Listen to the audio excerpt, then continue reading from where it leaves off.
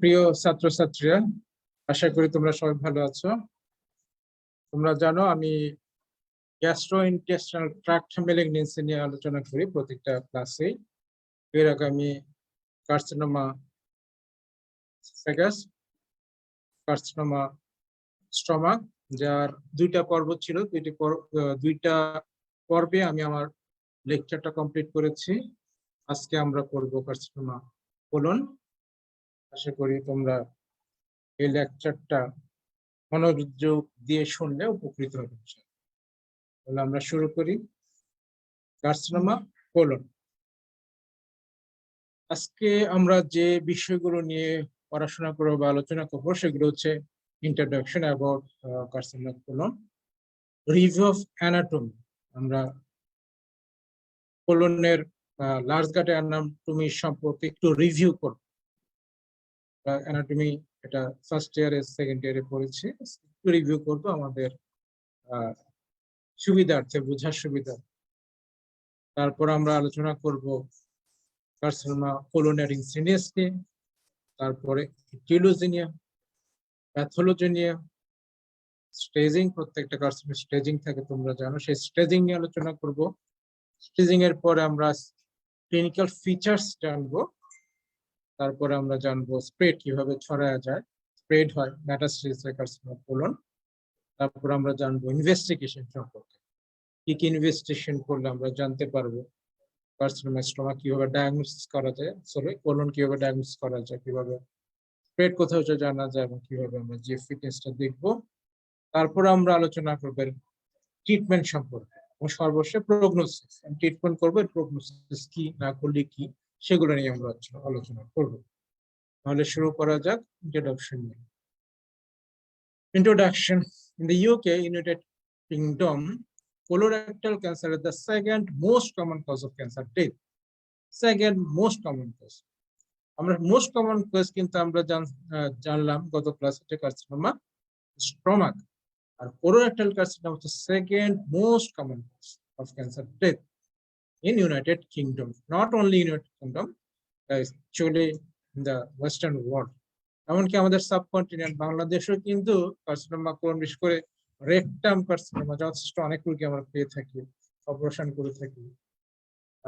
আমাদের দেশের ইনসিডেন্স বেশ ভালো, সেকেন্ড বা third. Approximately 35,000 patients are diagnosed with colorectal cancer every year in the UK. UK তে প্রতি বছর 35,000 পেশেন্ট ডায়াগনোস হয় আনুমানিক এই কোলোরেক্টাল কার্সিনোমা নিয়ে। আমাদের দেশের ডাটাটা এখন আমরা জানি না, আসলে আমাদের দেশে এই ধরনের রিসার্চ হয় না, যার ফলে আমাদের ডাটাগুলো পাওয়া যায় না।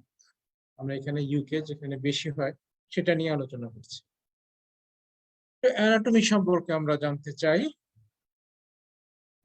যেটা আমরা জানি ওরাল ক্যাভিটি থেকে শুরু করে এটা তোমার অ্যানাস পর্যন্ত বিস্তৃত এলিমেন্টারি ট্র্যাক্ট।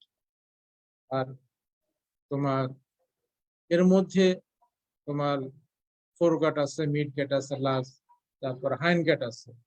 লার্জ ইন্টেস্টাইন হচ্ছে লার্জ গাটের অংশ। The large intestine begins at the ileocecal junction, ileocecal valve, যেখানে একটা ভালভ থাকে, and extends to the anus. তাহলে এখানে আমরা যদি ছবির দিকে তাকাই, তাহলে এখানে হচ্ছে এই যে ভিতরে সেন্ট্রালি যে তোমার পার্টটা দেখতে পাচ্ছি আমরা, প্রশ্বাস যে অংশটা মাঝখানে, সেটা হচ্ছে স্মল ইন্টেস্টাইন। এটা হচ্ছে আইলিওসিক্যাল জাংশন। এখান থেকে তোমার শুরু হবে লার্জ গাট এবং এটা শেষ হবে এখানে একবারে অ্যানাসে এসে।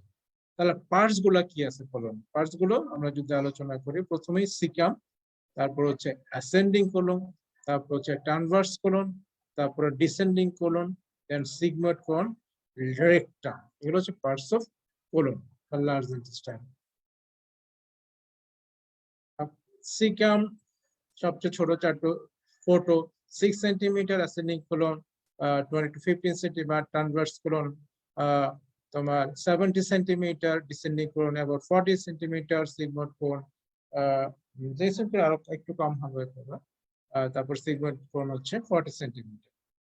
এই হচ্ছে লার্জ গাটের পার্ট গুলো। টোটাল লার্জ গাটটার লেন্থ কত? The large intestine is approximately 1.5 metre long. তাহলে মিটার লম্বা হচ্ছে লার্জ ইন্টেস্টাইন। আর স্মল ইন্টেস্টাইন কত মনে আছে কিনা যায় না তোমাদের, সেটা হচ্ছে 5 to 6 মিটার। এখন আমরা রিলেশন অফ কোলন জানব। রিলেশনটা কেন জানা দরকার রিলেশন, কারণ আমি যখন সার্জারি করতে যাব কোলন ক্যান্সারের জন্য সিকাম, সেটাও অ্যাসেন্ডিং কোলন, ট্রান্সভার্সাস কোলন অথবা ডিসেন্ডিং কোলন, সেগ্রেট কোলন, যে কোনো কোলনের সার্জারি আমি করতে চাই, সেই ক্ষেত্রে অ্যান্টেরিয়রলি আমি আমার স্ট্রাকচার গুলো মোবাইল এবং এগুলো সরাই দেওয়া যায় ইজিলি, কিন্তু পোস্টেরিয়র যে স্ট্রাকচার গুলো আছে, যে অ্যানাটমিক্যাল স্ট্রাকচার গুলো আছে, সেগুলো কিন্তু সরানো সম্ভব হয় না, সেগুলো ফিক্সড স্ট্রাকচার ও নন মোবাইল স্ট্রাকচার। যখন আমি সার্জারি করব, আমি কোলনটাকে যখন মোবিলাইজ করব, সেটা রাইট সাইডে হোক লেফট সাইডে হোক, তখন আমার পোস্টেরিয়র যে স্ট্রাকচার গুলো আছে সেগুলোর ভালো করে আইডেন্টিফাই করতে হবে, দেখে শুনে আমাকে ডিসেকশন করতে হবে এবং অপারেটিভ প্রসিডিওর গুলো আমার কন্টিনিউ করতে হবে। রাইট সাইডে, দ্যাট ইজ সিকাম এবং অ্যাসেন্ডিং কোলনের পোস্টেরিয়রলি যে স্ট্রাকচার গুলো, ইম্পর্টেন্ট স্ট্রাকচার গুলো থাকে, যেগুলো ইনজুরি হওয়ার সম্ভাবনা থাকে ডিউরিং সার্জারি, সেগুলো হচ্ছে রাইট ইউরেটার, রাইট গোনাডাল ভেসাস এন্ড উপরের দিকে ডিডো। লেফট সাইডে কি কি পার্ট আছে কোলনে আমরা জানি, descending colon and sigmoid colon. তাহলে সেক্ষেত্রে আমাকে খেয়াল করতে হবে সার্জারি করার সময়, ডিসেকশন করার সময় লেফট ইউরেটারটা আইডেন্টিফাই করতে হবে, লেফট গোনাডাল ভেসেল গুলো আমার দেখে নিতে হবে, এবং টেল অফ দ্য প্যানক্রিয়াস, এই তিনটে স্ট্রাকচার আমার মাথায় রাখতে হবে, এবং এই তিনটে স্ট্রাকচার যেন ইনজুরি না হয়, সেই সার্জারিটা আমাকে ম্যাটিকুলাসলি অত্যন্ত ধীরে সুস্থে দেখে শুনে করতে হবে। তাহলে এই পোস্টিরিয়র রিলেশন গুলো জানা আমার জন্য অত্যন্ত জরুরি, এবং সেগুলোকে আইডেন্টিফাই করে সেগুলোকে ইনজুরি যাতে না হয় সেটা অ্যাভয়েড করে আমাকে সেফ সার্জারি করতে হবে পেশেন্টের বেটার আউটকামের জন্য, এবং আমার সাকসেসফুল আনকমপ্লিকেটেড সার্জারি করার জন্য ডিউরিং অপারেশন। এখন আমি একটু কোলনের ব্লাড সার্কুলেশন সম্পর্কে আমার জানতে হবে, কারণ আমি যখন রিসেকশন করব, কোন কোন আর্টারির ব্রাঞ্চ, কোন কোন ভেন গুলোকে আমার লাগেট করতে হবে, কাটতে হবে, এবং কোন কোন ব্রাঞ্চ গুলোকে আমাকে প্রিজার্ভ করতে হবে, সেটা আমাকে অবশ্যই আইডেন্টিফাই করতে হবে, এবং সেভাবে আমাকে কাজ করতে হবে। তা না হলে আমি যে পার্টটা কাটলাম সেটা রিমুভ করে দিলাম, ডিসেকশন করে রিমুভ করলাম, এর পরে যে পার্টটা থাকবে যার সাথে আমি অ্যানাস্টোমোসিস করব, সেটা সে পার্টের জন্য এডুকেট ব্লাড সার্কুলেশন থাকে, সেটাকে আমার এনশিওর করতে হবে। যদি আমি সেটা না করি, তাহলে সেখানে ইসকেমিয়া ডেভেলপ করতে পারে, আলটিমেটলি অ্যানাস্টোমিক ডিকেজ হতে পারে, ফিস্টুলা ডেভেলপ করতে পারে, যেগুলো পেশেন্টের জন্য অত্যন্ত খারাপ condition, bad complication, very bad prognosis of surgery, and also is this a very distressful condition for surgery. এজন্য আমাকে এর অ্যানাটমি জানতে হবে, বিশেষ করে ব্লাড ভেসেল গুলো, আর্টারি গুলোর অ্যানাটমি জানতে হবে, কোথায় কোর্স, কোথায় গিয়ে কোনটা শেষ হয়, কি কি ব্রাঞ্চ আছে, কোন কোন ব্রাঞ্চকে আমাকে কাটতে হবে, সেগুলোকে আমার আইডিয়া থাকতে হবে। তাহলে টোটাল লার্জ কাটকে কি কি আর্টারি দিয়ে ব্লাড সার্কুলেশন মেনটেন করা হয়, এর মধ্যে আমরা মাঝখানে যেটা দেখতে পাচ্ছি সেটা হচ্ছে আওরটা। এদিকে right iliac, internal iliac, right iliac, এটা হচ্ছে left iliac, right iliac, internal external iliac. এদিকে আমি সবার উপরে যেটা হচ্ছে সেটা হচ্ছে সুপিরিয়র মেজেন্ট্রিক আর্টারি, সরাসরি সেটা আওরটার মিডল পয়েন্ট থেকে আসছে, এটা কতগুলো ব্রাঞ্চ দিচ্ছে। এর মধ্যে নিচের দিকে চলে আসো, নিচের দিকে হচ্ছে তোমার আইলিওকোলিক, যেটা আইলিওকোলিক থেকে একটা ব্রাঞ্চ অ্যাপেন্ডিকুলার আর্টারি, যেটা অ্যাপেন্ডিক্সকে সাপ্লাই দেয়। এই আইলিওকোলিকের অনেকগুলো ব্রাঞ্চ সিকামকে অ্যাসেন্ডিকুলারকে সাপ্লাই দিচ্ছে। আছে তোমার রাইট কোলিক আর্টারি, এটা সাপ্লাই দিচ্ছে টোটাল অ্যাসেন্ডিং কোলনকে। এদিক দিয়ে আসছে মিডল কোলিক আর্টারি, আবার মিডল কতগুলো ব্রাঞ্চ আছে, যেটা ট্রান্সভার্স কোলনকে সাপ্লাই দিচ্ছে। এবং এই আর্টারি গুলো একটা আরেকটার সাথে তোমার অ্যানাস্টোমোসিস করে, কি তৈরি করে, মার্জিনাল আর্টারি অফ প্রমন্ড। আর লেফট সাইডে তোমার চলে আসে, দিকে লেফট সাইডে হচ্ছে তোমার ইনফিউরো ম্যাজেন্টিক আর্টারি। ইনফ্রাম্যাজেন্টিক আর্টারি থেকে যাচ্ছে এদিকে লেফট কলিক আর্টারি, যেটা উপরের দিকে তোমার ট্রান্সভার্স কোলনের ল্যাটারাল লেফট সাইডে, তারপর হচ্ছে ডিসেন্ডিং কোলনকে সাপ্লাই দিচ্ছে। নিচের দিয়ে সিগময়েড আর্টারি একটা ব্রাঞ্চ চলে যাচ্ছে, যেটা সিগময়েড কোলনকে সাপ্লাই দিচ্ছে। এখান থেকে ইনফেরিয়র কোলিক আর্টারি থেকে আবার নিচের দিকে চলে যাচ্ছে rectal artery, superior rectal artery, middle rectal artery, তারপর হচ্ছে তোমার inferior rectal artery. Middle rectal artery কিন্তু আবার এদিকে ইন্টারনাল আইলেক থেকে একটা ব্রাঞ্চ দিচ্ছে। যাই হোক, এই হচ্ছে মোটামুটি blood circulation of large intestine. এই আর্টারি গুলো কোনটাকে আমাকে বাঁধতে হবে, কোন লেভেলে বাঁধতে হবে, কোন সার্জারি করলে, সেটা আমাকে অবশ্যই জানতে হবে। আমরা যখন সার্জিক্যাল প্রসিডিওর গুলো নিয়ে আলোচনা করব, তখন আমরা জানতে পারবো যে কোন কোন সার্জারিতে কোন কোন আর্টারিকে আমার লাইগেট করতে হবে এবং কাটতে হবে। আমি একটা মোটামুটি একটা আইডিয়া নিয়ে নিলাম এখান থেকে। এটা হচ্ছে lymphatic drainage of colon. Actually কোলনের লিম্ফেটিক ড্রেনেজ, লিম্ফেটিক্স গুলো, লিম্ফ নোডস গুলো, এগুলো তোমার অ্যাকম্পানি করে আর্টারি গুলোকে। সেই হিসাবে তোমার অনেকগুলো তোমার লিম্ফ নোড আছে, এর মধ্যে কতগুলো আছে যেগুলো আর্টারিকে অ্যাকম্পানি করে, যেমন মিডল কোলিক আর্টারিতে কতগুলো lymph node, right colic artery accompany করছে কতগুলো, তারপরে মেজোকোলিক লিম্ফ নোড গুলো আছে, প্যারাকোলিক লিম্ফ নোড আছে এদিকে এই বরাবর, তারপর ইপিক্লোইক নোডস আছে এদিকে রাইট সাইডে। লেফটের দিকে যদি আমি দেখি, তাহলে লেফট সাইডে মেইন যে আর্টারি, যার ব্রাঞ্চ গুলো লেফট সাইডের কোলনকে সাপ্লাই দেয়, এই আর্টারি গুলো অ্যাকম্পানিজ লিম্ফ নোড গুলো আমরা দেখে নিব। যেমন ইনফ্রাম্যাজেন্টিক আর্টারি অ্যাকম্পানিজ কতগুলো লিম্ফ নোড আছে, মিডল মেজোকোলিক লিম্ফ নোড আছে, প্যারাকোলিক লিম্ফ নোড গুলো আছে, কোলিক লিম্ফ নোড গুলো আছে। তার যখন লিম্ফেটিক স্প্রেড হয় কার্সিনোমা, এই লিম্ফ নোড গুলোকে আমার ইনভলভ করে, এবং আমি যখন সার্জারি করব তখন এই লিম্ফ নোড গুলোকে অনেক সময় কি সবসময় যদি লিম্ফেটিক ম্যাটার আমাকে লিম্ফ নোড গুলো রিমুভ করতে হবে। Mesenteric lymph nodes accompanying the major arteries is branches, paracolic lymph nodes, all lymph nodes should be removed during surgery. এখন আমি ইনসিডেন্স সম্পর্কে আলোচনা করব। Incidence of carcinoma colon, approximately 1/3 of these tumors are in the rectum and 2/3 in the colon. তাহলে caecum থেকে যদি আমি rectum পর্যন্ত আলোচনা করি, যতগুলো টিউমার ক্যান্সার অ্যারাইজ করে, এর মধ্যে কিন্তু তোমার রেকটাম থেকেই অ্যারাইজ করে 1/3, আর বাকি যে কোলন থেকে শুরু করে সিগময়েড কোলন পর্যন্ত large portion of the gut, large gut, সেটা 2/3. The burden of disease is similar in male, তার মানে মেল এবং ফিমেল রেশিও ইকুয়াল, সমান। Colorectal cancer occurs less frequently in the resource-poor world than in resource-rich countries. Rich countries এ কিন্তু colorectal cancer বেশি হচ্ছে than the poor resource country.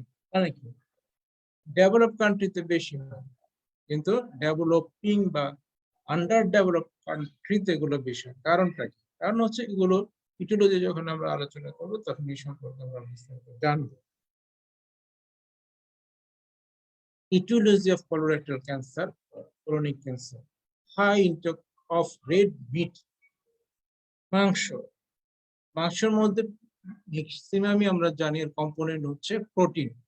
এই protein যখন breakdown হয়, ভেঙে যায়, মেটাবোলাইজড হয়, তখন কতগুলো নাইট্রোসামাইড, নাইট্রোজেন প্রোডাক্ট তৈরি হয়। এর মধ্যে একটা ইম্পর্টেন্ট প্রোডাক্ট হচ্ছে নাইট্রোসামাইড। এটা একটা কার্সিনোজেন।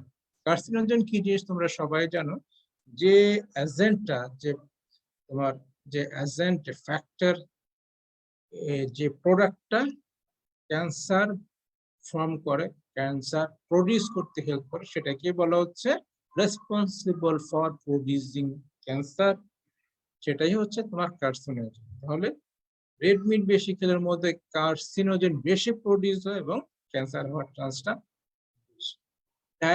ডায়েটারি অ্যানিমাল ফ্যাট, ফ্যাটও একই অবস্থা, যদি অতিরিক্ত পরিমাণে ডায়েটারি ফ্যাট, দ্যাট ইজ আমরা যেটা বলি চর্বি, গরুর চর্বি, খাসির চর্বি, গরুর চর্বি জাতীয় খাবার বেশি খেলেও কিন্তু ক্যান্সার হওয়ার সম্ভাবনা থাকে। এখানে কিছু কার্সিনোজেন প্রডিউস হয়, product by product produce. Smoking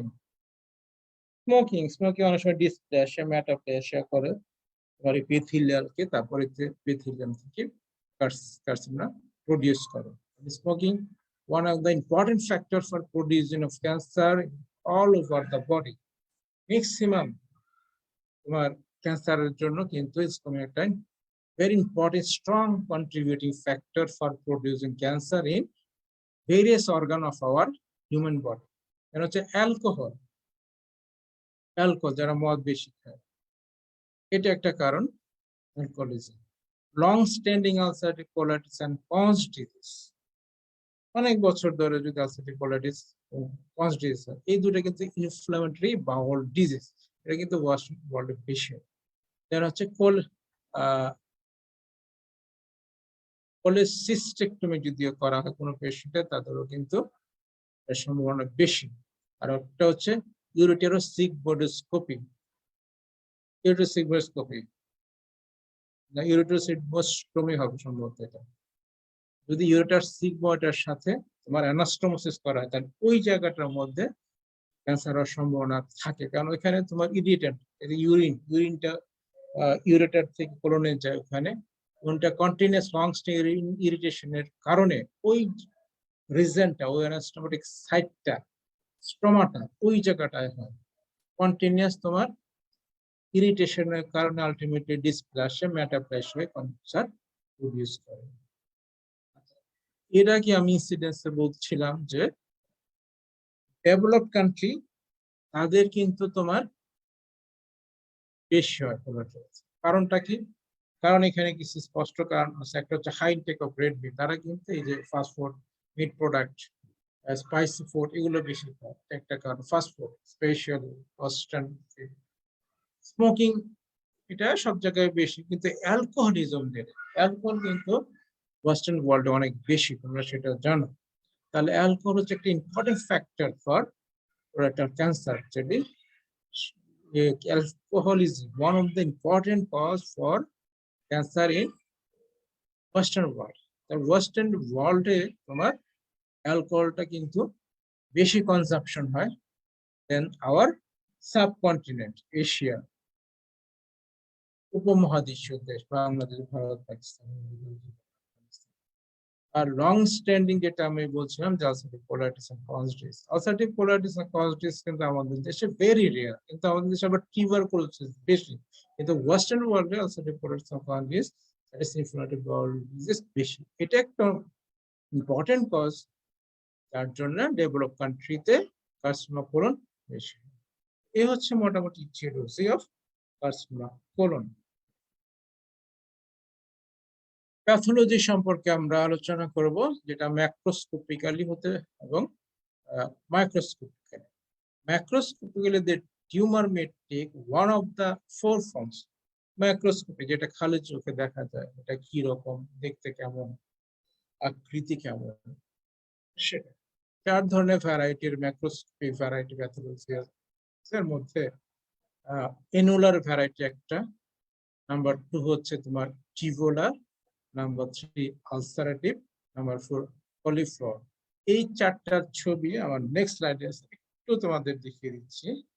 এখানে দেখো তোমরা, প্রথম যেটা দেখা যাচ্ছে, the four common macroscopic varieties of carcinoma colon. Number 1 annular, একটা annular variety, এটা অল্প একটু জায়গা একটু ন্যারো হয়ে আছে। টিউবুলার, একটা টিউবের মতো একবার ন্যারো হয়ে আছে ভিতরে মাঝখানে, টিউবুলার। নাম্বার 3 হচ্ছে আলসারেটিভ, এখানে আলসার ফরমেশন ভিতরে ঢুকে গেছে। নাম্বার 4 কলিফ্লোর, ফুলের মতো, ফুলকপির মতো এটা শেপ নিয়ে আছে। তাহলে এই চারটা হচ্ছে macroscopic variety of carcinoma colon. কি কি? অ্যানুলার, টিউবুলার, আলসারেটিভ বা আলসার এন্ড কলিফ্লোর। এর মধ্যে annular variety present with obstructive symptoms. Annular variety তোমরা দেখছো ছবিটা, যে এক জায়গায় এই জায়গাটা একটু ন্যারো হয়ে আছে, যে এখানে তাহলে এদিক থেকে উপরে প্রক্সিমালে যে তোমার ফিকাল ম্যাটার গুলো থাকে, প্রোডাক্ট গুলো থাকে, এগুলো এই নিচের অংশে ডিস্টালে যেতে পারে না, অবস্ট্রাক্ট হয়, আটকে যায় এই মাঝখানে এরকম একটা ব্যান্ডের মতো থাকার কারণে। ঠিক আছে, তাহলে এটা অবস্ট্রাকশন বেশি হয়। আর বাকি যে তিনটা variety, tubular variety, ulcerative variety, পলিফ্লোরাল, এগুলো মেইনলি ব্লিডিং নিয়ে প্রডিউস হয়, প্রেজেন্ট করে, bleeding presentation, mainly bleeding. These three forms present with bleeding, parietal bleeding. সেটা কি হতে পারে? এটা মেলানা নিয়ে আসতে পারে, প্যাজা ব্লাড, টেরেস্ট্রল, or fresh blood, or blood mixed with stool. আর কি আছে? Microscopically, the neoplasm is an adenocarcinoma originating in the colonic epithelium. যেগুলো তোমার কলামনার এপিথেলিয়াম আছে, সেগুলো থেকে অ্যাডেনোকার্সিনোমা অ্যারাইজ করা, যেগুলো স্কোমাসের, সেগুলো থেকে অ্যারাইজ করে স্কোমাসেল কার্সিনোমা। তোমরা জানো কোলনের লাইনিং এপিথেলিয়াম হচ্ছে কলামনার এপিথেলিয়াম, এই জন্য এখানে কিন্তু অ্যাডেনোকার্সিনোমা অ্যারাইজ হয়। আমরা জানলাম ম্যাক্রোস্কোপিক কি ভ্যারাইটি আছে এবং ম্যাক্রোস্কোপিক্যালি কি ভ্যারাইটি কার্সিনোমা প্রডিউস হয়। এখন আমরা জানবো যে কোলোরেক্টাল কার্সিনোমার কোন জায়গায় কত পার্সেন্ট ইনভলভমেন্ট হয় বাই ক্যান্সার, লার্জ কোন পার্টটা কত পার্সেন্ট ইনভলভ হয় বাই কার্সিনোমা। এই ছবিতে দেখা যাচ্ছে যে অ্যাপেন্ডিক্সে অনলি 0.5%, সিকামে হচ্ছে 12%, অ্যাসেন্ডিং কোলন হচ্ছে 5%, হেপাটিক ফ্লেক্সারে 2%, ট্রান্সভার্স কোলনে 5.5%, স্প্লিনিক ফ্লেক্সার হচ্ছে 3%, ডিসেন্ডিং কোলনে 4%, সিগময়েড কোলনে 21%, তারপর হচ্ছে ট্রান্সভার্স কোলন উপরের দিকে যাবে সেটা হচ্ছে 5.5%, রেকটাম হচ্ছে 38%, and অ্যানাসে লার্জ গাট আমরা যদি ধরি রেকটামটা বাদ দিই, রেকটাম বাদ দিলে আমার সবচেয়ে বেশি কার্সিনোমা প্রডিউস হচ্ছে কোথায়? সিগময়েড কোলনে। সেকেন্ড মোস্ট কমন সাইট হচ্ছে সিকাম। তাহলে সিগময়েড কোলনে হচ্ছে সবচেয়ে বেশি ক্যান্সার প্রডিউস হয়, তৈরি হয়। সিকাম হচ্ছে second most common site. Large gut সবচেয়ে বেশি হচ্ছে রেকটাম। রেকটাম সম্পর্কে আমরা নেক্সট ক্লাসে আলোচনা করবো, রেকটাল কার্সিনোমা। আজকে আমরা শুধুমাত্র সিকাম থেকে সিগময়েড কোলন পর্যন্ত আলোচনা করব। Spread of carcinoma of the colon, তাহলে কার্সিনোমা কোলন কিভাবে স্প্রেড হয়, কিভাবে ছড়ায় যায়, কিভাবে মেটাস্টেট হয়, সে সম্পর্কে আমরা আলোচনা। তোমরা জানো যে 4 ধরনের রুটে বা 4 ধরনের পাথওয়ে বা 4 ধরনের সিস্টেমে তোমার কার্সিনোমা স্প্রেড হয়। এর মধ্যে একটা হচ্ছে ডাইরেক্ট স্প্রেড, একটা হচ্ছে লিম্ফ্যাটিক স্প্রেড, একটা হচ্ছে হেমাটোজেনাস স্প্রেড, একটা হচ্ছে ট্রান্সমিসিবল। ডাইরেক্ট স্প্রেড কিভাবে করতে পারে? একটা হচ্ছে লঙ্গিচুডানাল, লম্বা এইভাবে along the long axis of the colon বা টিউব। হ্যাঁ,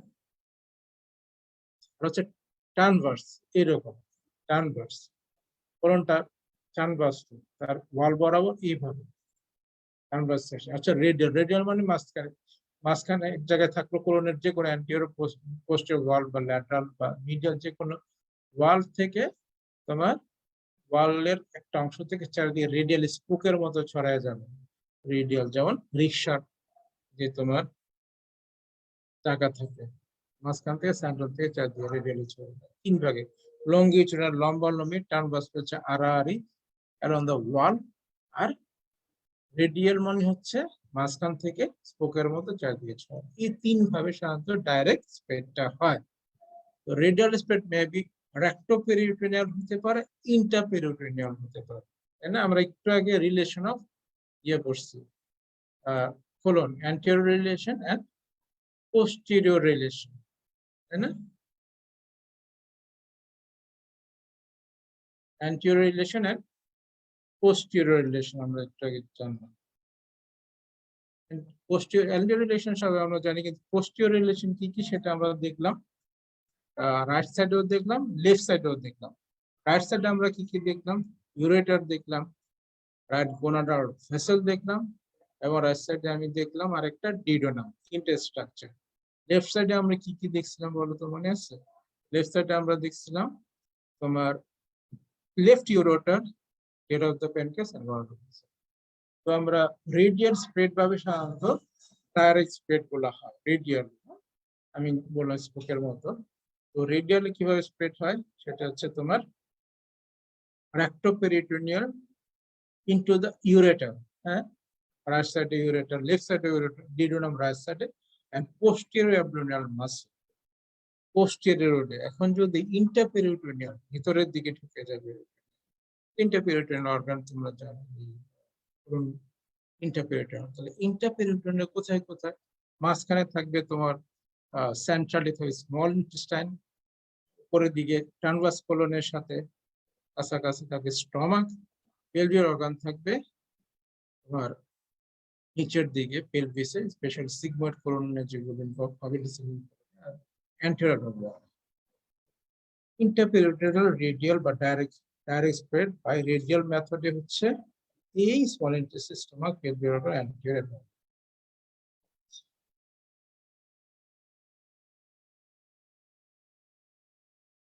lymphatic spread,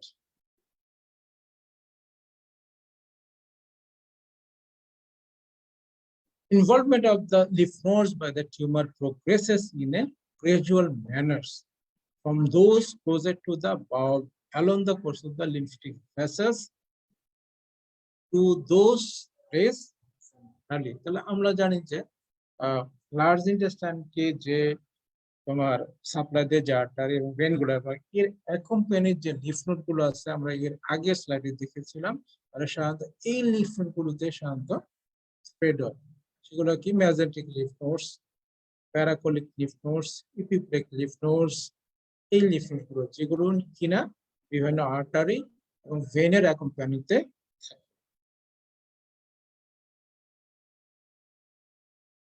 এখন আমরা জানবো হেমাটোজেনাস স্প্রেড সম্পর্কে। হেমাটোজেনাস স্প্রেড, হ্যাঁ, হেমাটোজেনাস স্প্রেড। তারপর হেমাটোজেনাস স্প্রেডে যে কোনো কার্সিনোমা স্প্রেড হয়, এটা একটা important route for spread of carcinoma. এর মধ্যে liver, lung, kidney, ovary, brain and bones. এখানে একটা ছবি আমরা দেখতে পাচ্ছি, এটা হচ্ছে প্রাইমারি টিউমার, যেটা রেক্টোসিগময়েড জাংশনে। এখান থেকে দুইটা রুটে মেটাস্টেট, একটা হচ্ছে তোমার লিম্ফেটিক মেটাস্টেট কোথায় কোথায় হচ্ছে, যে প্যারা তোমার অনেক লিফ নোড গুলোতে যাচ্ছে, এখানে মেজেন্টিক লিফ গুলোতেও যাবে,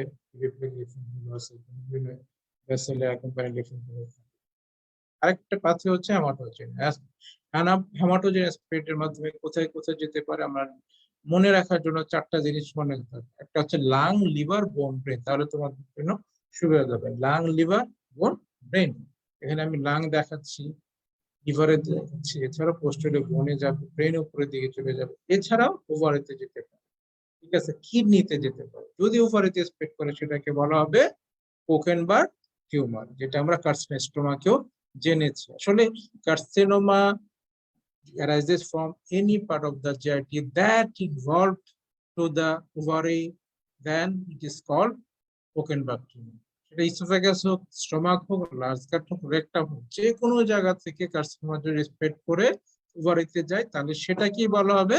পোকেনবার্গ টিউমার।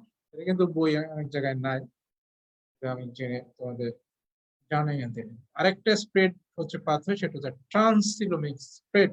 কোথায় হতে পারে? পেরিটোনিয়াম হতে পারে, ওমেন্টাম হতে পারে। তাহলে this are the spread of carcinoma of the colon. এখন আমি আলোচনা করি স্টেজিং সম্পর্কে। Staging of the colorectal carcinoma or colonic carcinoma. এখানে দুইটা স্টেজিং সিস্টেম আছে, একটা হচ্ছে ডিউক স্টেজিং সিস্টেম আর একটা হচ্ছে টিএনএম স্টেজিং সিস্টেম। তো ডিউক স্টেজিং সিস্টেম কোলোরেক্টাল কার্সিনোমার জন্য একটা ইম্পর্টেন্ট স্টেজিং সিস্টেম, অত্যন্ত পপুলার একটা স্টেজিং সিস্টেম। তো Duke staging of the colorectal cancer same colorectal এর জন্যই বলা হচ্ছে, কারণ স্টেজিংটা কিন্তু কোলনের ক্যান্সারের ক্ষেত্রে যেরকম ঠিক রেকটাল ক্যান্সারের ক্ষেত্রেও কিন্তু একই রকম। এখানে আমরা মেইনলি আজকে আলোচনা করতেছি তোমার কোলনিক ক্যান্সার সম্পর্কে। তো ডিউক স্টেজিং কে তিনটা মেইনলি স্টেজিং এ ভাগ করা হচ্ছে, একটা হচ্ছে এ, বি, সি, লাস্টে হচ্ছে ডি, যেটা ডিউক সাহেব কিন্তু এটা ডিসক্রাইব করেন নাই। এ কখন বলবো? Invasion of the gut but not invasion but not breaching the muscularis propria. A হচ্ছে শুধু অথবা কনফাইড টু দ্য তোমার ওয়াল অফ দ্য কোলন। এটা কি করবে? এটা তোমার মিউকোসাকে সাবমিউকোসাকে ইনভলভ করবে এবং আপ টু মাস্কুলার লেয়ার পর্যন্ত চলে যেতে পারে। আমরা যদি তোমার এর অ্যানাটমিটা জানি ওয়ালের, তাহলে ইনার টু আউটার, প্রথম হচ্ছে মিউকোসা, দেন সাবমিউকোসা, দেন হচ্ছে মাস্কুলার লেয়ার, আর লাস্টলি সেরোসাল লেয়ার। মাস্কুলার লেয়ারকে আবার দিয়ে করো, একটা হচ্ছে ইনার সার্কুলার, আউটার লঙ্গিটিউডিনাল। এখন যদি তোমার এই মাসেল লেয়ার আউটার সার্কুলার বা ইনার লঙ্গিটিউডিনাল এই পর্যন্ত যদি থেকে যায়, তাহলে এটাকে বলবো আমি ডিউক স্টেজিং এর ক্ষেত্রে এ।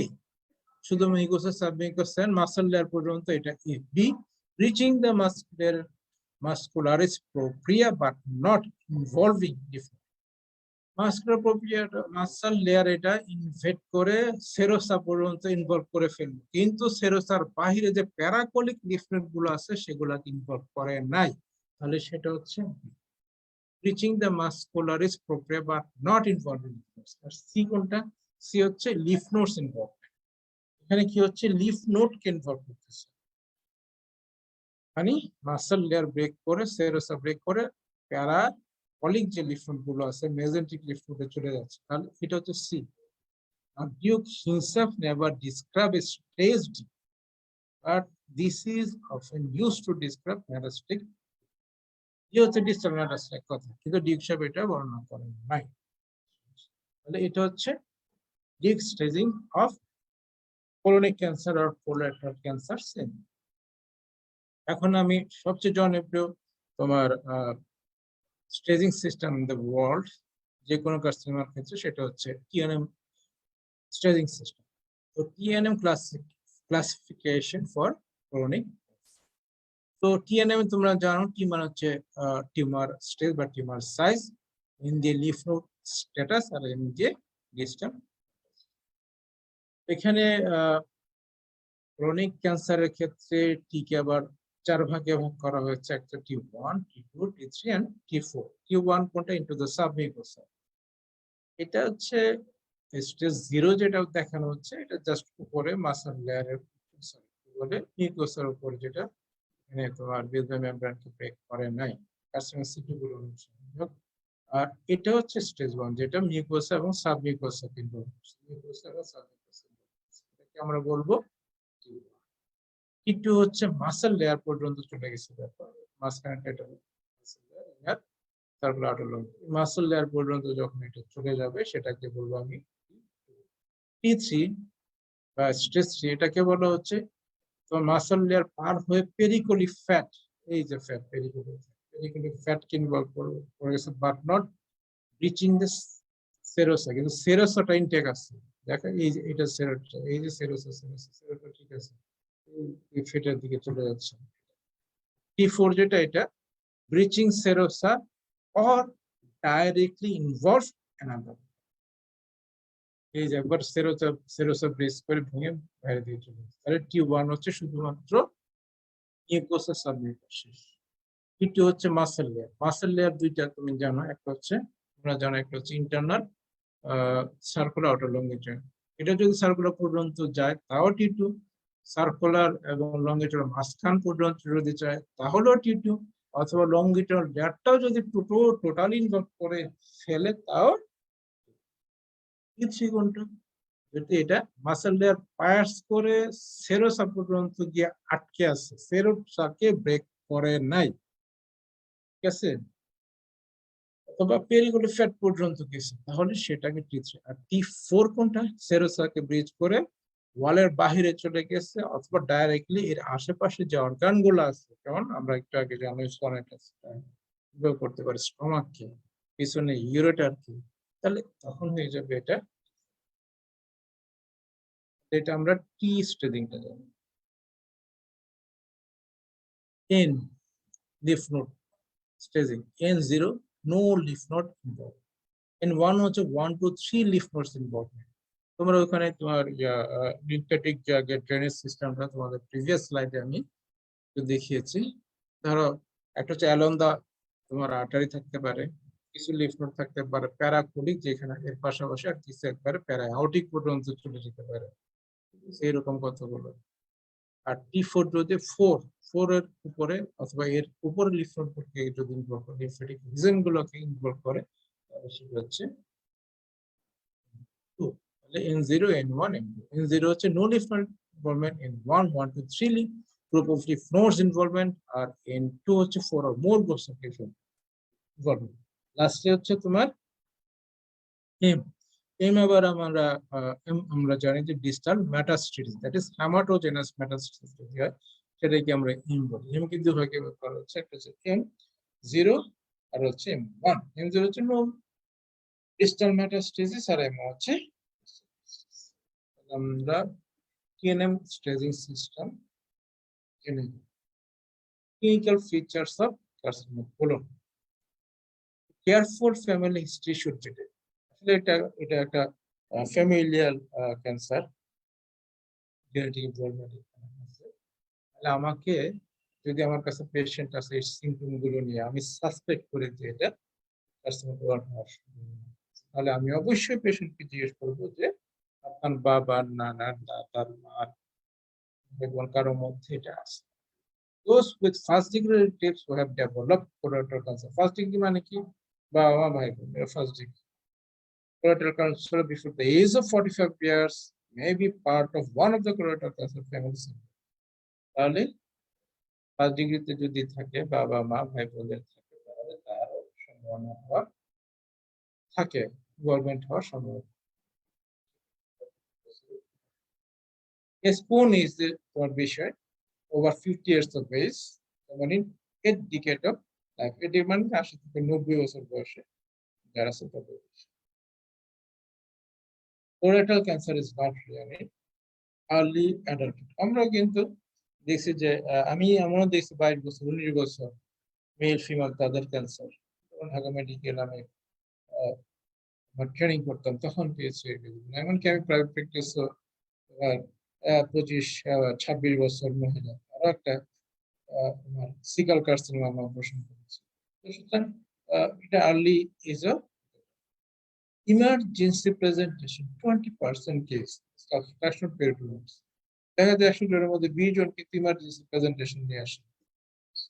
ওই যে অ্যানুলার ভ্যারাইটি হতে পারে, অ্যানুলার ভ্যারাইটির মেইন প্রেজেন্টেশন হচ্ছে অবস্ট্রাকশন। ঠিক আছে,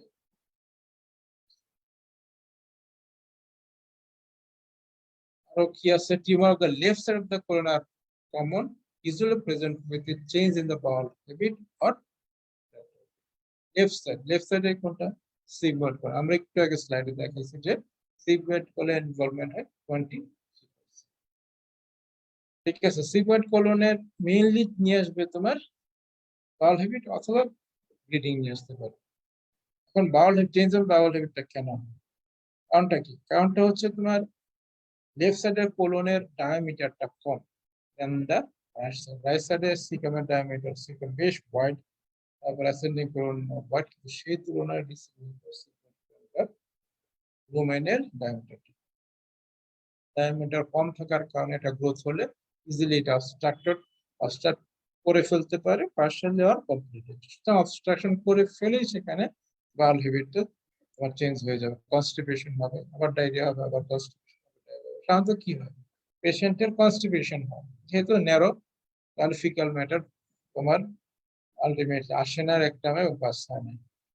তখন কি করেন, 2-3 দিন দেখা যায় যে পেশেন্টের বাউল মুভ করতেছে, তখন পেশেন্ট ইয়া খায় লেক্সেটিভ, যে দোকানে যায় যে 2 দিন ধরে আমার তো তোমার টয়লেট হচ্ছে না, তো দেখা যাচ্ছে যে ফার্মেসির লোক 2টা ডোরালাক্স লেক্সিনার ট্যাবলেট দিয়ে দিল, ট্যাবলেট খালো, তারপরে তার স্টুল পাস করলো এবং লুজ স্টুল, দেখা যায় 2-3 দিন তার ডায়রিয়া হলো, আবার একই অবস্থা, এরকম একবার ডায়রিয়া, একবার কনস্টিপেশন, একবার অল্টারেশন অফ বাউল। আর কি হতে পারে, ব্লিডিং, একটা ব্লিডিং, ড্যামাটোমাইসিস, সরি আর একটা ফ্রেড ব্লিডিং হতে পারে, হতে পারে। The tumor that heads of the colon are typically present later with iron deficiency anemia or a তাহলে আর্লি লেফট সাইডের কোলনের সুবিধা হচ্ছে কি, এটা আর্লি প্রেজেন্টেশন হয়, অবস্ট্রাকশন ফিচার থাকার কারণে আর্লি প্রেজেন্টেশন হয়। আর্লি প্রেজেন্টেশন হলে পেশেন্ট খুব র্যাপিডলি বা আর্লি তোমার সার্জনের কাছে প্রেজেন্ট হয়, আর্লি ডায়াগনোসিস, আর্লি রাইট সাইডেরটা কিন্তু রাইট সাইডে যেহেতু ওয়াইড থাকে ডোমেনটা, তার ফলে সহজে অবস্ট্রাকশন হয়। এদিকে আবার কার্সিনোমা হওয়ার জন্য কি হয়, ব্লিডিং হয়। ব্লিডিং হতে হতে অনেকে মনে করে পালসের জন্য ব্লিডিং হচ্ছে, এরকম ধারণা একটা চিন্তা করবে। ব্লিডিং হতে অনেক সময় আবার ক্রনিক ব্লিডিং হয়, অল্প অল্প ব্লিডিং হয়, যার ফলে তোমার অ্যানিমিটা খুব স্লোলি ডেভেলপ করে এবং আস্তে আস্তে আয়রন ডেফিসিয়েন্সি ডেভেলপ করে। একটা ম্যাচ নিয়ে প্রেজেন্ট করবে, স্পেশালি সিকাল কার্সিনোমা। সিকাল একটা গ্রোথ, সিকাল একটা ম্যাচ নিয়ে প্রেজেন্ট করতে পারে, যেটা কিনা carcinoma. Patient may present for the first time with metastatic disease. অনেক সময় দেখা যাচ্ছে যে না, তার প্রাইমারি ডিজিজ দ্যাট ইজ গ্রোথের জন্য আলসার যদি হয়, সেক্ষেত্রে তো আসলে অতটা ম্যাচ হবে না, অ্যানিমিয়া থাকতে পারে, ব্লিডিং থাকতে পারে, কিন্তু আলটিমেটলি এতক্ষণে কিন্তু পেশেন্টের কার্সিনোমাটা মেটাস্টেজ হয়ে গেল, ছড়াই গেল। দেখা যাচ্ছে প্রেজেন্টেশনই মেটাস্টেজ নিয়ে আসতে পারে। কি নিয়ে আসতে পারে? যাদের জন্ডিস নিয়ে আসতে পারে, কাফ নিয়ে আসতে পারে, হার্পাইটিস নিয়ে আসতে পারে, এগুলো নিয়ে আসতে পারে, অ্যানিমিয়া নিয়ে আসতে পারে। পরে ইনভেস্টিগেশন করে জানা গেল যে না, তার হচ্ছে কার্সিনোমা। কোথায়?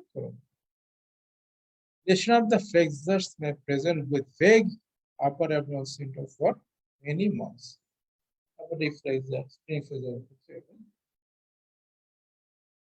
এখানে মেইন সিমটম যেগুলো সেগুলো আমরা একটু দেখছি। এক নম্বর হচ্ছে change in the bowel habit, একটু আগে আলোচনা করলাম alter constipation diarrhoea. Abdominal discomfort হতে পারে, যেহেতু তোমার অবস্ট্রাকশন হয়, তারপর এখানে পেরিস্টাল সিস্টেম হয়, কন্ট্রাকশন হয়, তোমার ডায়রিয়া নিয়ে আসতে পারে পেশেন্ট এবং আনএক্সপ্লেইনড ওজন কমে যাবে। এছাড়া কি হতে পারে? পেশেন্ট অ্যানিমিয়া হবে, পেশেন্ট লস অফ অ্যাপাটাইট হবে, পেশেন্ট লাগবে, দুর্বল লাগবে, জিনিসগুলো হবে। স্থিতিক মনে হবে, কাজ করতে ভালো লাগবে না, দুর্বল দুর্বল লাগবে, সব তার constitution.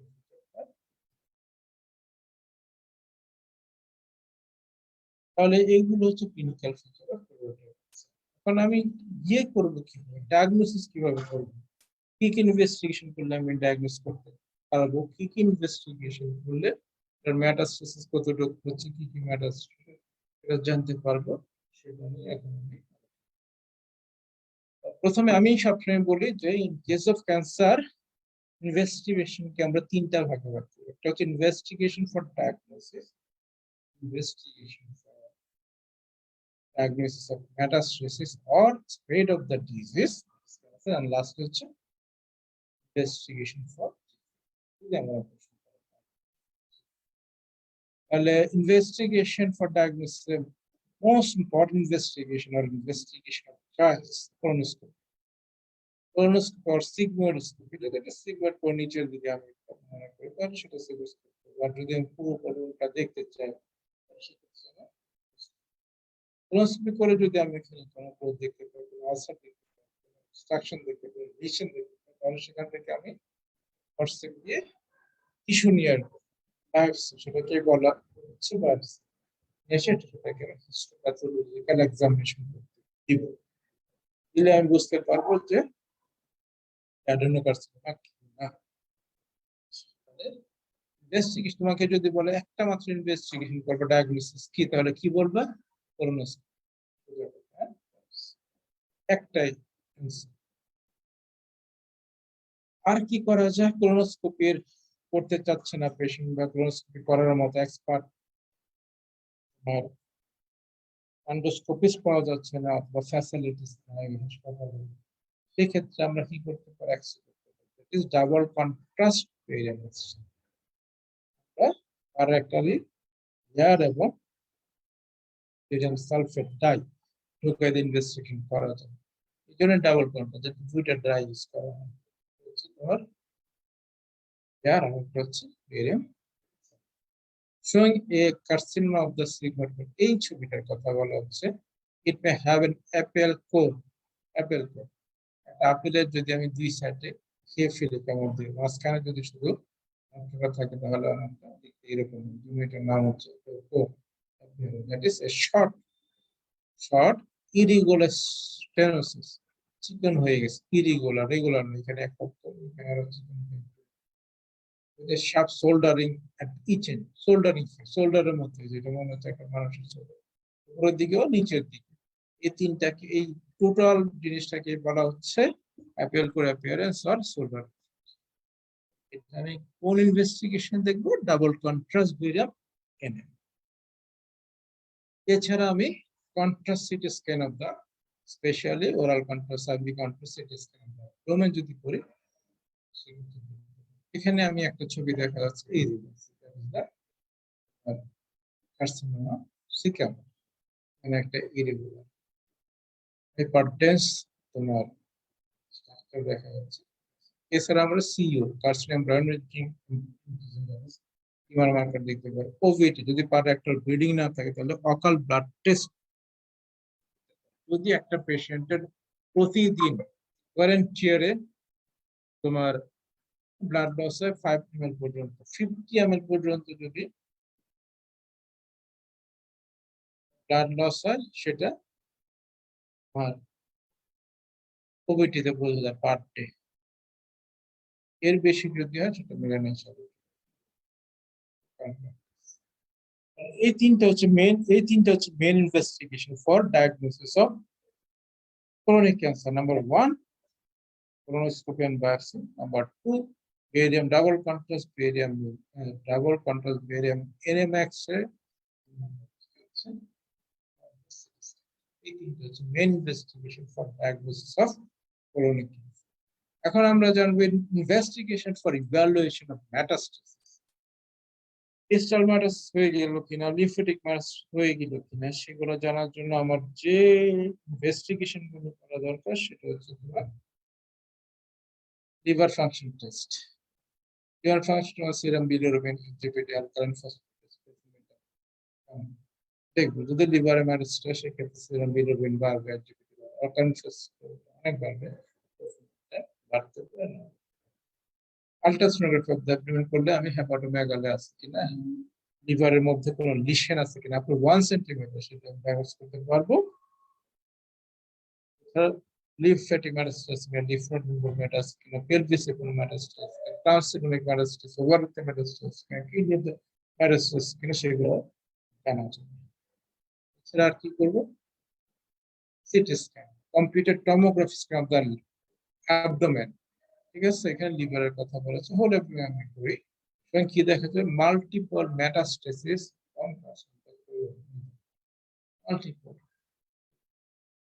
hypodense irregular dense area in the right lobe of the liver. Liver metastasis. CT scan of the chest. Chest is because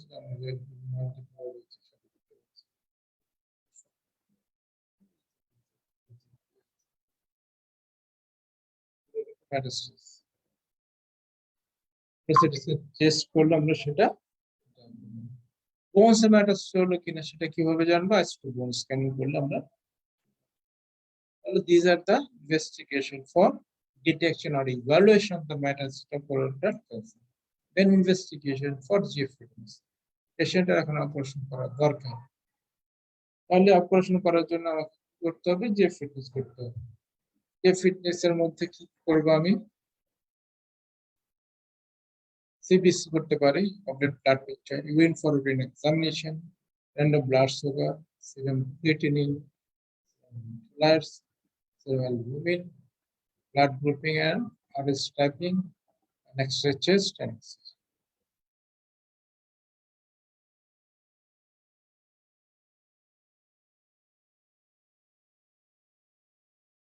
তাহলে ইনভেস্টিগেশন সিবিএস অবশ্যই আমাকে করতে হবে, তার হিমোগ্লোবিন লেভেলটা কত, যদি ব্লিডিং হয় সেটার জন্য ব্লাড লাগবে কি লাগবে, লাগলে কত ব্রেক লাগবে আমরা সেটা চিন্তা করবো। ইনভেস্টিগেশন করবো ইউরিন, কোনো তোমার ইউরিনটাক ইনফেকশন আছে কিনা, ইউরোসেপসিস, ডেঞ্জারাস জিনিস, খারাপ জিনিস জন্য। ব্লাড সুগার দেখবো পেশেন্টের, ডায়াবেটিস ক্রিটিন দেখবো, রানের সমস্যাটা কি অবস্থা, সিরামিক প্লাস, যেহেতু পেশেন্টের ডায়রিয়া হয়, অল্টারনেটিভ ডায়রিয়া কনস্টিপেশনের জন্য রেডিকুলার ইমব্যালেন্স আছে কিনা সেটা।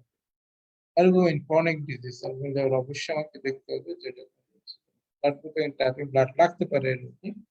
ইসিজি এক্সট্রেচেস দুইটা কারণে, একটা হচ্ছে তার যে ফিটনেস দেখার জন্য, আরেকটা কি ডায়ামাটাস্টাস করবে ইসিজি করবে, যেহেতু পেশেন্ট এজেড থাকে তার ট্রিটমেন্ট সার্জারি, যে কোনো ক্যান্সার ক্ষেত্রে সার্জারি হচ্ছে as the center home the management of a cancer patient. Surgical treatment, surgery করতে হবে আমার। সার্জারি করতে হলে আমি কি সার্জারি করব সেটা ডিপেন্ড করবে আমার কার্সিনোমটা কোথায় আছে এবং এটা অপারেবল কি না। ঠিক আছে, সেটা আমি কি সার্জারি করব আমি অ্যাকর্ডিং টু সাইট সেটা নেক্সট স্লাইড গুলোতে আসবে। এখন সার্জারি করার আগে পেশেন্টকে আমার প্রিপেয়ার করতে হবে। কিভাবে প্রিপেয়ার করবো? আমি সার্জারি গুলো করো না, যেখানে ফিকাল ম্যাটার থাকে, সফট স্টোল থাকতে পারে, হার্ড স্টোল থাকতে পারে, তাহলে আমি স্টোল থাকলে সেখানে সার্জারি করতে পারবো না। যদি করতে চাই কন্টামিনেশন হওয়ার চান্স থাকে, তাই না? সেখানে কন্ডেনশন ব্লকেজ হবে, তারপরে কোন ইনফেকশন হতে পারে, অ্যানাসোটিক লিকেজ যদি হয় সেক্ষেত্রে ফিকাল ফিস্টুলা ডেভেলপ করতে পারে। অ্যাভয়েড করতে হবে, এই জন্য মেকানিক্যাল বাল্ব প্রিপারেশন করার কথা বলা। কিন্তু বর্তমানে যে স্টাডি করা হচ্ছে সেই স্টাডিতে বলা হচ্ছে যে no benefit from mechanical valve preparation in case of mechanical valve preparation কিভাবে করে সেটা আমার মনে হয় কত ক্লাসে বলছি। একটা হচ্ছে আমরা এনেমা দিই, রেক্টালি এনেমা দিই, পারগেটিভ দিই, যাতে আমার স্টোলটা লিকুইড হয়ে বের হয়ে যায়। কিন্তু সমস্যাটা হচ্ছে আমি যদি তোমার ল্যাক্সেটিভ দিই, অনেক সময় আমরা ল্যাক্সেটিভ ট্যাবলেট, ল্যাক্সিনা অথবা বিভিন্ন ধরনের সিরাপ, ল্যাক্টোলোজ, ওগুলা তোমরা জানো কিছু নাম, সিরাপ খাইয়ে দিই যাতে স্টোলটা বের হয়ে যায়, লুজ স্টোল হয়ে। কিন্তু সমস্যা হচ্ছে স্টোলটা লুজ হলে সমস্যা কি, যদি প্রপারলি গার্ডটা প্রিপেয়ার না হয়, সব স্টোল যদি বের না হয়, আমি যখন ইনসিশন দেবো স্টোলটা যদি লুজ হয় তাহলে এটা কিন্তু ইজিলি চারিদিকে স্প্রেড করে কন্টামিনেশন এরিয়াটাকে বাড়ায় দিবে, এতে আমাদের ভালো চেয়ে খারাপ হবে। কিন্তু যদি আমি বাল্ব প্রিপারেশন না দিই, লুজ স্টোলটাকে যদি লুজ না করি তাহলে এটা স্প্রেড হওয়ার চান্স কম থাকে। এটা যদি হার্ড স্টোল হয় তাহলে আমি কিন্তু হার্ড স্টোলটা ইজিলি রিমুভ করে ফেলতে পারবো, এটা কিন্তু চারিদিকে স্প্রেড করে কন্টামিনেশন চান্স বাড়াবে। এই জন্যই বলা হচ্ছে যে আসলে মেকানিক্যাল বাল্ব প্রিপারেশন দিয়ে খুব একটা বেনিফিট এমনি প্রিপারেশন বাল্ব প্রিপারেশন না দিলেও চলতে পারে পেশেন্ট। 2 নম্বরে যেটা হচ্ছে সেটা হচ্ছে ডিভিটি পারফরম্যান্স, ভেন থ্রম্বোসিস যাতে না হয় সেই জন্য আমি কিছু মেজার নিই। কেন ডিপ ভেন থ্রম্বোসিস হওয়ার চান্স থাকে? কারণ এই পেশেন্টটা এজেড পেশেন্ট হয়, এই পেশেন্ট সার্জারি করতে হয় 4-5 ঘন্টা লেগে যেতে পারে, প্রলং সার্জারি। এই পেশেন্টটা অনেকদিন বেড রেডেন থাকতে পারে, মুভমেন্টটা অনেক ডিলেট হতে পারে। তো এইসব পেশেন্টের কিন্তু এই ফ্যাক্টর গুলোর কারণে পেশেন্টের জীবন সমস্যা, এই ভেন থ্রম্বোসিস যাতে না হয় সেই জন্য আমরা কতগুলো প্রিভেন্টিভ মেজার যেগুলোকে বলা হচ্ছে প্রোফাইলেক্সিস। কি করতে পারি? অ্যান্টি এম্বোলিক স্টকিং দিতে পারি, পূজা করাই দিই স্টকিং, সাবকিউটেনিয়াস লো মলিকুলার ওয়েট হেপারাইটিস দিতে পারেন 5000 unit daily for 5 days before operation দেওয়া হয়। বিশেষ করে ওয়েস্টার্ন কান্ট্রিতে অবশ্যই এটা ইউজ করে, আমরা অতটা ব্যবহার না করলেও তারা কিন্তু রেগুলারলি ইন্ট্রাভেনাস প্রোফাইলিকটিক অ্যান্টিবায়োটিক দিতে হবে। অপারেশন করার সময় অনেক সময় যে কন্টামিনেশন হওয়ার চান্স থাকে, বুঝলেন, আগে আমাকে প্রোফাইলিকটিক অ্যান্টিবায়োটিক প্রি অপারেটিভ কাউন্সেলিং করতে হবে। প্রি অপারেটিভ কাউন্সেলিং কি করব? যে আপনার এই এই ডিজিজটা হলো, এই ডিজিজটার জন্য এই সার্জারি করার যেতে পারে, কিন্তু এই ট্রিটমেন্ট প্রসিডিউর আছে, আমি এটাই চয়েস করতেছি কারণ এটাই এই ক্যান্সারের জন্য, আপনার এই ক্যান্সারের জন্য উপযুক্ত পদ্ধতি। এই সার্জারি করতে আমার আপনাকে পুরো অজ্ঞান করতে হবে, সার্জারি করার সময় বিভিন্ন ধরনের সমস্যা হতে পারে, সেটা যেন খুব সুন্দরভাবে ম্যানেজ করা। আমার অভিজ্ঞ টিম থাকবে, ব্লাড থাকবে আপনার জন্য, আমার অভিজ্ঞ অ্যানাস্থেসিস্ট থাকবে। আর এই সার্জারি করতে এত সময় লাগতে পারে, অপারেশন করার পরে আপনার বিভিন্ন ধরনের কমপ্লিকেশন করতে পারে, ইনফেকশন থেকে বিভিন্ন ধরনের কমপ্লিকেশন হতে পারে। সেগুলো প্রিভেন্ট করার জন্য আমি যথাযথ ব্যবস্থা আমরা নিব। বাকিটা তারপরে বলতে হবে, আপনার স্টোমা করা লাগতে পারে। যদি আমি বিভিন্ন সার্জারিতে অনেক সময় আমরা প্রাইমারি অ্যানাস্টোমোসিস করি না, সেক্ষেত্রে আমরা ইয়ে করে দিই, স্টোমা তৈরি করে দিই, আইলেস্টোমি কোলোস্টোমি করে দিই। সেই সম্পর্কে একটু ধারণা হইতে হবে যে আইলেস্টোমি কোলোস্টোমি করা লাগতে পারে, এবং এখানে একটা আপনার হৃদযন্ত্র বা ক্ষুদ্রান্ত্র একটা অংশ আমরা আপনার অ্যাবডোমিনের প্যাটের এখানে তৈরি করে দিবে একটা অল্টারনেটিভ পাথওয়ে। এই দিক দিয়ে আপনার ফিকাল ম্যাটার গুলো আসবে, এবং পরবর্তীতে আমরা এখানে ট্যাগ লাগাই দিব। ব্যাগের মধ্যে আপনি স্টোর গুলো আসবে, জমা হবে, এগুলো রেগুলারলি পরিষ্কার করতে হবে, এবং এই ব্যাগ নিয়ে আপনি আপনার দৈনন্দিন সব কাজই করতে পারবেন, নামাজও করতে পারবেন যদি পরিষ্কার করে রাখেন, কোনো সমস্যা নেই। 1.5 মাস পরে বা 2 মাস পরে এটাকে আবার আমরা ঠিক করে দিব, আগের মতো আবার ঠিক করে দিব, আপনার আর ব্যাগ লাগবে না। এরকম আমাদের কাউন্সিলিং করতে, সেইটাই বলা হচ্ছে making of an appropriate site by an enterostromal therapist. এই যে আমি স্টোমাটা করবো একটু আগে বললাম, এই জন্য সবচেয়ে বেটার হবে যারা স্টোমা স্পেশালিস্ট আছে, মেইনলি স্টোমার উপর কাজ করে, ফিট করে ভালো হয়, কিভাবে এটাকে মেনটেন করতে হবে, এই ব্যাপারে একজন স্টোমা থেরাপিস্টকে দিয়ে কাউন্সিলিং করা যেতে হবে। তাহলে আমি প্রি অপারেটিভ কিভাবে পেশেন্টকে প্রিপেয়ার করবো সেটা। এখন আসি সার্জারি, কি সার্জারি আমি টাইপ অফ সার্জারি, কি ধরনের সার্জারি করব সেটা ডিপেন্ড করে আমার কোন জায়গায় আছে কার্সিনোমা। যেমন ধরো রাইট হেমিকোলেক্টমি করবো আমি কখন, যদি কার্সিনোমা ইনভলভিং সিকাম মানে অ্যাসেন্ডিং কোলন, এই সিকাম এবং অ্যাসেন্ডিং কোলনে যদি থাকে, তাহলে আমি করবো রাইট হেমিকোলেক্টমি। রাইট হেমিকোলেক্টমিকে যদি আমি কোন অংশ রিমুভ করবো, টার্মিনাল আইলিয়াম থেকে আমি নিব 15 to 20 সেন্টিমিটার, পুরো অ্যাপেন্ডিক্স সিকাম অ্যাসেন্ডিং কোলন থেকে ট্রান্সভার্স কোলনের রাইটের 1/3, লেফটের 2/3 বাকি রেখে রাইটের 1/3, এই পুরো অংশটা আমি কেটে ফেলবো। ডিউরিং সার্জারি আমি কোন ভ্যাসেল গুলোকে লাগিয়ে করবো এবং কোন লেভেলে আমি কাটবো, এটা হচ্ছে তোমার আউটার থেকে বের হয়ে আসছে সুপার মেজেন্টিক আউটার। সুপার মেজেন্টিক আউটার থেকে বের হয়ে আসছে একটা এই যে আইলোকোলিক, যেটা এদিকে সিকামের দিকে যায়, আইলোকোলিক আর একটা দিকে চলে গেল রাইট কোলিক থেকে আইলোকোলিকটা চলে গেল, আইলোকোলিক দিয়ে নিচে দিয়ে সিকাম অ্যাসেনিকন, আর দিয়ে তোমার রাইট কোলিক আর্টারি এটা এদিকে চলে আসলো। আর হচ্ছে তোমার মিডল কোলিক আর্টারি আছে, এই মিডল কোলিকের আবার রাইট ব্রাঞ্চ আছে, লেফট ব্রাঞ্চ আছে। তাহলে আমি রাইট হেমিকোলেক্টমি যখন করবো, আমি কোন আর্টারিকে বেঁধে কাটবো, সেটা হচ্ছে আমি সুপারিয়র মেজেন্টিক আর্টারির রাইট কোলিক আর্টারিকে বাঁধবো। রাইট কোলিক আর্টারিটা বাঁধলে আমার এদিকে ileocolic artery, right colic artery, এই দুইটাই বাঁধা হয়ে গেল। আর এদিকে আমি মিডল কোলিক আর্টারির যে রাইট ব্রাঞ্চটা আছে সেটা নিব, তাহলে আমি right colic artery near to the its origin এখানে বাঁধলাম, আর মিডল কোলিক আর্টারি যে রাইট ব্রাঞ্চটা সেইটাকে বেঁধে, এই আর্টারিটা দুইটা বেঁধে আর্টারির নিচ থেকে আমি 1 টেম সহ নিয়ে আসলাম। এদিকে আমি আইলিয়ামের 15 to 20 সেন্টিমিটার নিলাম, আর এদিকে ট্রান্সভার্স কোলনের রাইট 1/3 নিলাম। এই পুরো অংশটাকে আমি নিয়ে নিব, এটা হচ্ছে রাইট হেমিকোলেক্টমি। তারপরে কি করবো, আমি আইলো ট্রান্সভার্স অ্যানাস্টোমোসিস, এই অংশটাকে আমি ট্রান্সভার্স কোলন এই অংশের সাথে সাইড টু সাইড করা যায়, অথবা এন্ড টু সাইড করা যায়। এই অংশটা সাইডে ইনসাইড লাগাই দিলাম, এই মাথাটা, এটা হচ্ছে এন্ড টু সাইড। আর যদি আমি এই সাইড থেকে এই সাইডে লাগা যায়, তাহলে হবে side to side ileo transverse anastomosis. আর এই অংশটা কেটে right hemicolectomy. Extended right hemicolectomy কখন করব? Carcinoma of the transverse colon and স্নেক ফ্রাইজার।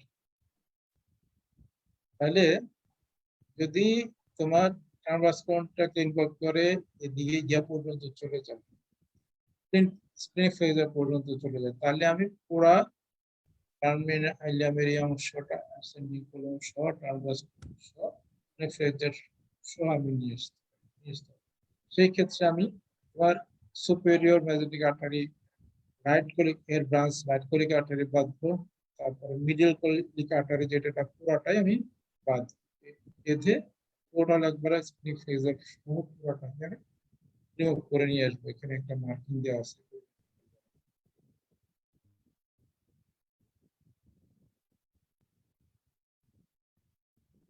লেফট হেমিকোলেক্টমি, লেফট হেমিকোলেক্টমি আমি কখন করব? যদি carcinoma involving the descending colon, এই যে ডিসেন্ডিং কলন এন্ড সিগময়েড, এই অংশটা যদি এই অংশের যে কোনো জায়গায় যদি কার্সিনোমা অ্যারেস্ট করে, তাহলে সেই ক্ষেত্রে আমি তোমার লেফট হেমিকোলেক্টমি করব।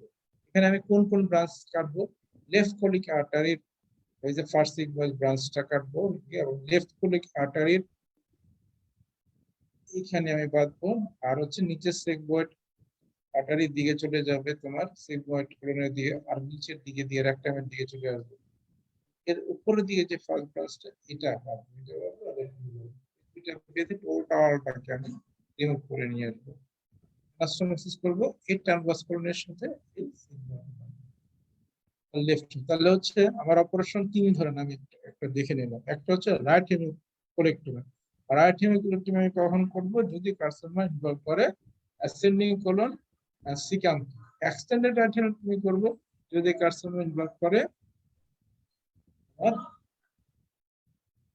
Transverse colon up to the splenic flexure. যদি রাইট হেপাটো ফ্লেক্সার পর্যন্ত ইনভলভ করে, তাহলে কোনটা করব?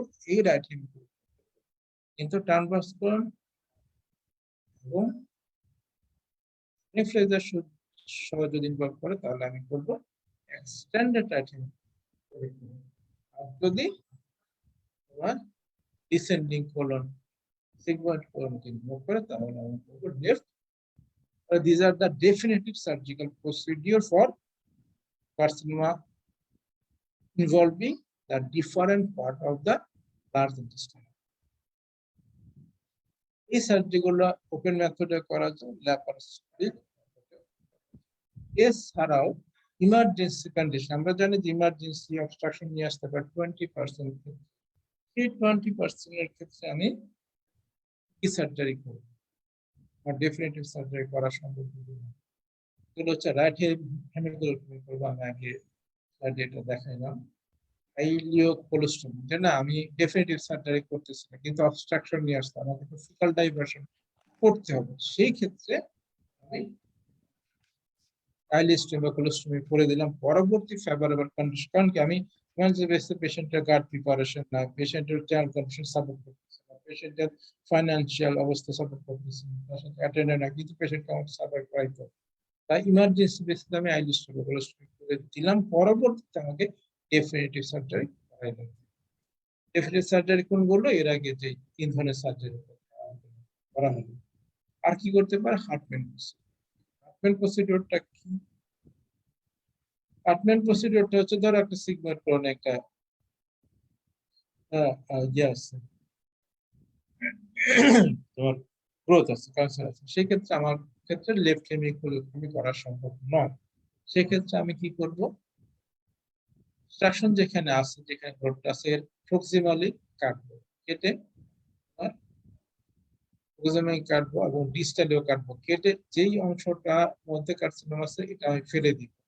দুই সাইডে 5 তোমার 5 স্টোমাকের যেখানে ক্যান্সারটা আছে এর উপরের দিকে 5 সেন্টিমিটার, নিচের দিকে 5 সেন্টিমিটার নরমাল মার্জিন নিয়ে অপারেশন কেটে ফেলবো। তারপর আমি প্রাইমারি অ্যানাস্টেসিস করব না, ওই এটা থাকো এখানে নাকি প্রক্সিমাল পার্টটার সাথে ডিস্টাল পার্টটাকে আমি অ্যানাস্টেসিস না করে প্রক্সিমাল পার্টটাকে আমি একটা কোলোস্টমি হিসেবে কনভার্ট করব, আর ডিস্টাল যে পার্টটা আছে সেটা আমি যে এন্ডে সেলাই করে কাট পার্টটাকে ডিস্টাল কাট পার্টটাকে সেলাই করে অ্যাবডোমেনের ভিতরে রেখে দেব। Procedure, it is not the definitive surgery. পরবর্তীতে এটাকে আবার রেস্টোরেশন করতে হবে, কাট কন্টিনিউটি মেইনটেইন করতে হবে 1.5 থেকে 2 মাস পর। আর কি করতে পারে, সার্জারি করা সম্ভব হচ্ছে না, সেক্ষেত্রে আমরা কি করতে পারি, এক্সপান্ডিং মেটালিক স্টেন দিতে পারি। এখানে একটা ছবি দেখো, এই যে একটা সিগময়েড কোনকে ইনভলভ করছে, আমি একটা মেটালিক স্টেন তাহলে তার অবস্ট্রাকশনটা রেডি করে দিতে। These are the emergency surgical procedure. Key elements of an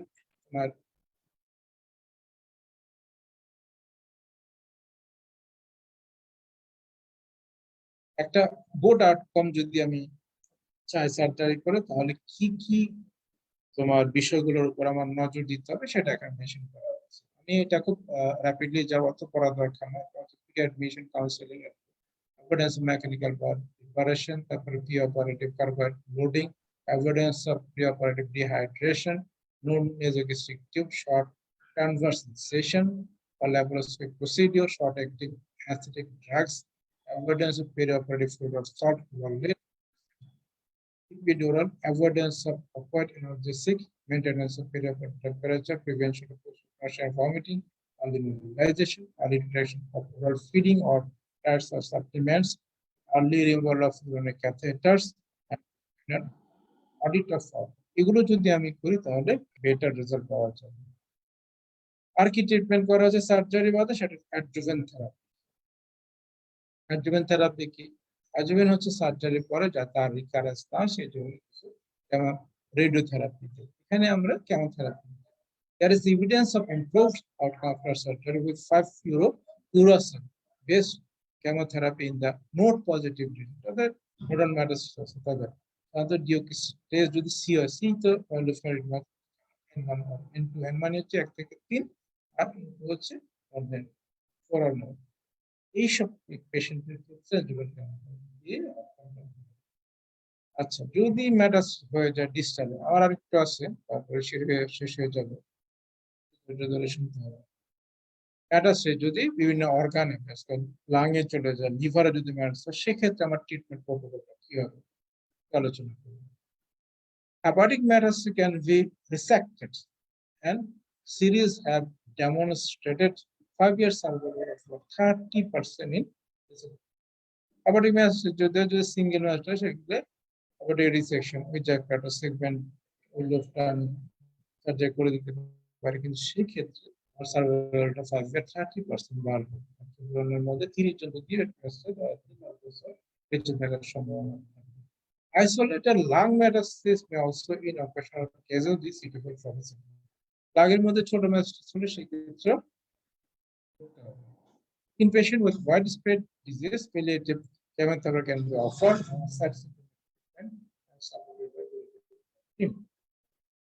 Prognosis কি?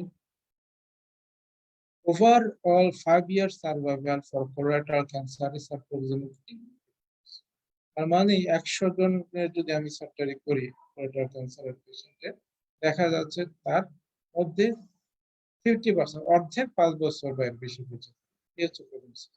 প্রগনোসিস কে কত বছর বেঁচে থাকবে সেটা ডিপেন্ড করে কতগুলো ফ্যাক্টর।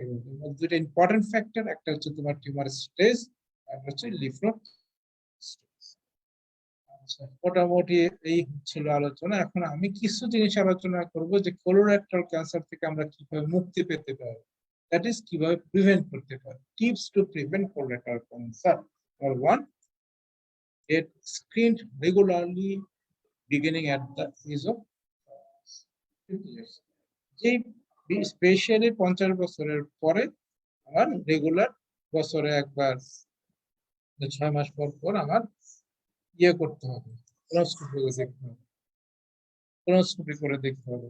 বিশেষ করে যাদের ফ্যামিলি সিনড্রোম আছে, ফার্স্ট রিলেটিভস এন্ড রিলেটিভস এর মধ্যে কোলোরেক্টাল ক্যান্সার হিস্ট্রি আছে, সেই পেশেন্টগুলোকে আমার রেগুলার স্ক্রিনিং করতে হবে, বছরে একবার, বছরে 5 বার, এরকম প্রতি বছর একবার করে দেখতে হবে যে এই ধরনের কোনো টিস্যু আলসারেটিভ বা যে ধরনের প্যাথোলজিক্যাল ভ্যারাইটি আছে কোলোরেক্টাল ক্যান্সার, এই ধরনের কোনো টিস্যু লার্জ কাট আছে। Eat plenty of vegetables, fruits and high fiber diet. বেশি করে আমি ভেজিটেবল খেতে হবে, বেশি করে ফুড খেতে হবে, বেশি করে হাই ফাইবার ডায়েট। সুবিধাটা এই ফাইবার গুলো যদি আমি খেতাম তাহলে আমার স্টুলটা সফট হয়। স্টুল যদি সফট হয় তাহলে বাউল ট্রানজিটটা মানে আমার ফ্রিকোয়েন্সিটা এটা বাড়বে, অথবা বাউল ট্রানজিটটা মানে কি ফিকাল ম্যাটার বাউল দিয়ে পাস হতে যে সময়টা নেয় এই সময়টা কমে যাবে। যত সময় কমে যাবে বাউলে থাকার ফিকাল ম্যাটার গুলো, অত তোমার carcinogen exposure to the intestine that is এপিথেলিয়ামের চান্সও কমে যাবে, ক্যান্সার ইনসিডেন্স এটাই। Avoid food high fat, fat or red meat আগে আলোচনা করছি result factor. Smoking one of the important factor. Smoking বন্ধ করে দিতে হবে, limit your alcohol intake. Alcohol intake limit করতে বলছে ওয়েস্টার্ন ওয়ার্ল্ডের জন্য, আমাদের দেশে না খাওয়াই ভালো। এইগুলো হচ্ছে টিপস কিভাবে আমি কোলোরেক্টাল ক্যান্সার প্রিভেন্ট করব। তাহলে আজকে এই পর্যন্তই। তখন যারা ধৈর্য ধরে আমার এই লেকচারটা ফলো করেছো, আমি আশা করব লেকচার থেকে তোমরা অনেক উপকৃত হবে। এটা তোমাদের রিটেনে লাগবে, তোমাদের অস্ট্রিতে লাগবে, তোমাদের ভাইভাতে লাগবে। হ্যাঁ, সবাই মনোযোগ দিয়ে শুনেছো বা দেখেছো সেটা আমি আশা করছি। আর এখন দেখতে পারো না, পরবর্তীতে আমার লেকচারটা ইউটিউব দেখে নিতে পারো। আমি আশা করছি তোমরা সবাইকে অনেক ধন্যবাদ। ইনশাআল্লাহ দেখা হবে।